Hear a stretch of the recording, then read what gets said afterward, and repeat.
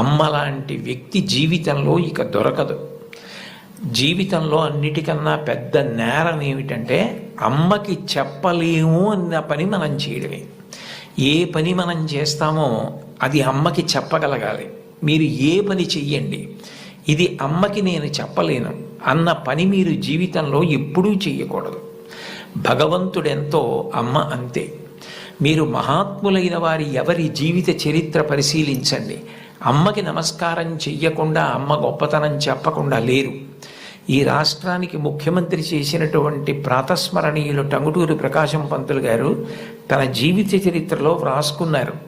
తాను మిడిల్ స్కూల్లో ప్రవేశించినప్పుడు 3 రూపాయలు జీతం కట్టలేకపోతే 25 మైళ్ళ దూరం నడిచి వెళ్ళి వాళ్ళ బావగారిని అప్పడిగితే ఆయన దగ్గర కూడా డబ్బు లేకపోతే మళ్ళీ 25 మైళ్ళు వెనక్కి తిరిగి వచ్చి, అమ్మ అప్పు దొరకలేదు, బావగారికి దగ్గర కూడా లేవుట, నేను చదువు మానేస్తానంటే అప్పటికి ఆ తల్లికి ఉన్నది ఒకే ఒక్క పట్టు చీర. ఆ పట్టు చీర పట్టుకెళ్ళి ఆ రాత్రికి రాత్రి తాకట్టు పెట్టి ఆవిడ ఆ డబ్బు పెట్టి పట్టుకొచ్చి చదివిస్తే ప్రకాశం పంతులు గారు బ్యారిస్టర్ అయ్యి రాష్ట్రానికి ముఖ్యమంత్రి అయ్యారు. ఆయన తన జీవిత చరిత్రలో అమ్మ గురించి అంత గొప్పగా వ్రాసుకున్నారు.